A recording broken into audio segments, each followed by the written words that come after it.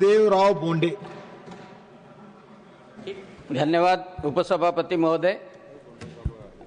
भारत के यशस्वी प्रधानमंत्री नरेंद्र जी मोदी, इनका लक्ष्य है जीरो कैजुअल्टी आपदा में, और भारत के गृह मंत्री अमित जी शाह, इन्होंने लक्ष्य पूरा करने के लिए यह विधेयक आपदा प्रबंधक संशोधित विधेयक लाया है। मैं उसका समर्थन करने के लिए खड़ा हूँ। माननीय उपसभापति महोदय, आपदा प्रबंधन यानी डिजास्टर मैनेजमेंट, इसका effectiveness best of the best करना, बेहतर करना, यह इस बिल का उद्देश्य है। एनडीएमए और एसडीएमए यानी नेशनल डिजास्टर मैनेजमेंट अथॉरिटी, इनको सक्षम बनाने के लिए और वो योजना बना सके, उसको सक्षम करना भी उद्देश्य है। आपदा का एक डाटाबेस होना चाहिए। ये डाटाबेस का प्रस्ताव भी यह विधेयक करता है। सभापति महोदय, 2005 के आपदा अधिनियम में संशोधन इसलिए किया जा रहा है कि राज्य स्तर पर 2005 का विधेयक अपर्याप्त क्रियान्वयन करता था। अभी इस बिल से डिजास्टर मैनेजमेंट यानी आपदा प्रबंधन का ढांचा और प्रतिक्रिया तंत्र में सुधार के महत्वपूर्ण कदम हो सकते हैं।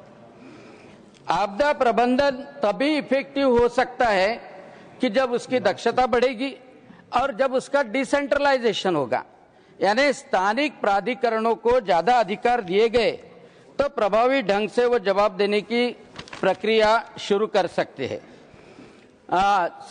उपसभापति महोदय, नियत अच्छी रही तो नीति भी अच्छी बनती है। और मैं आपको बताना चाहता हूं कि 2004 से 2014 तक 27,619 करोड़ एनडीआरएफ को मिलते थे।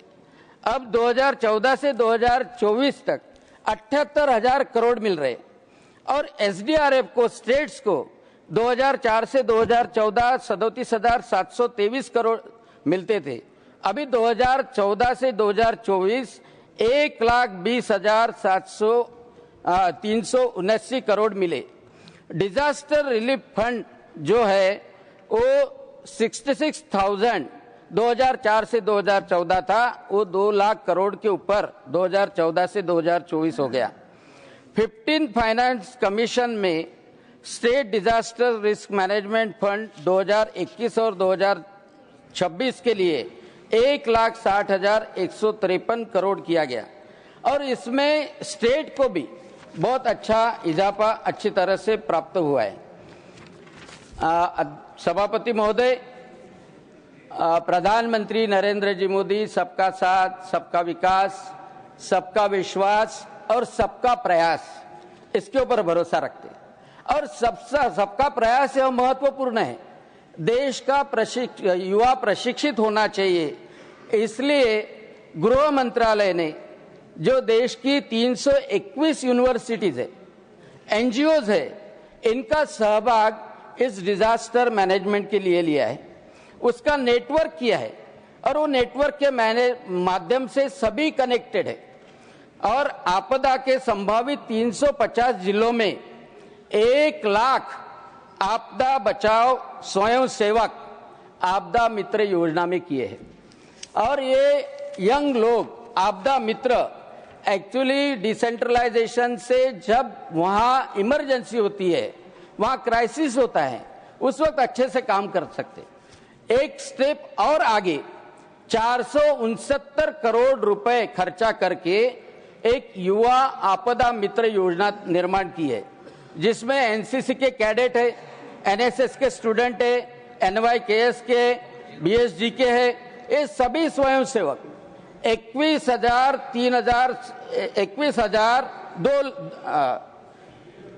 2,37,000 युवा आपदा मित्र को प्रशिक्षित किया गया है।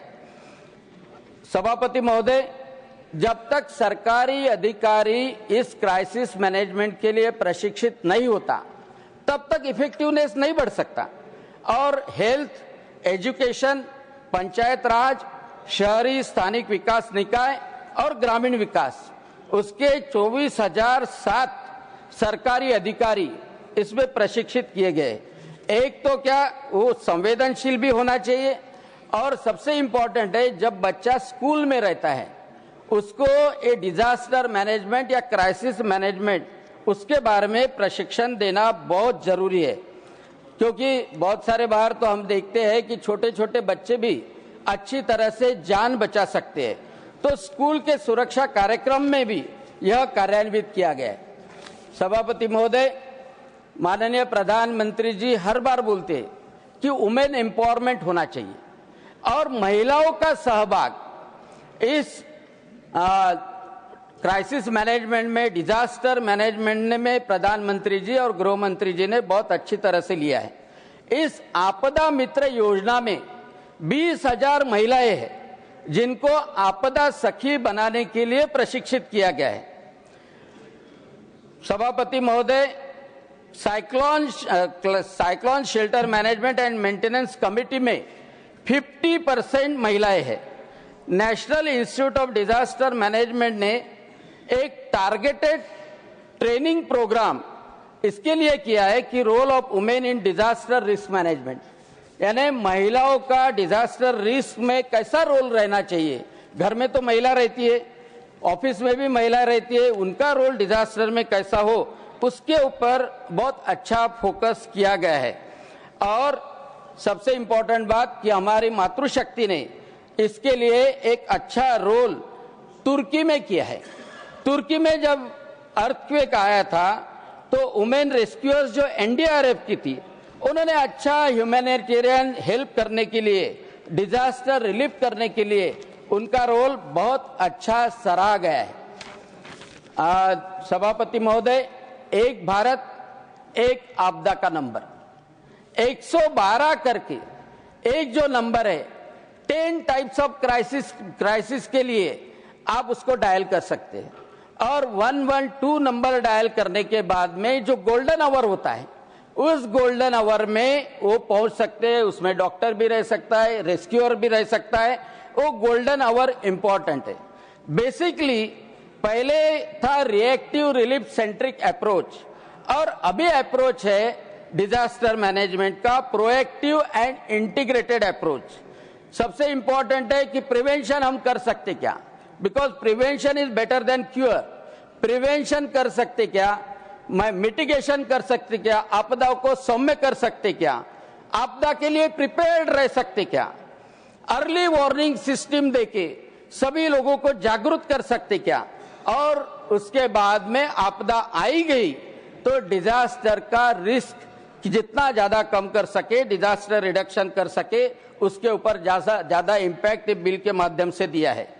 रिलीफ एंड रिएक्शनरी आउटलुक, और उसके बाद में अल्टीमेटली आता है रिकवरी, रिहैबिलिटेशन एंड रिकंस्ट्रक्शन।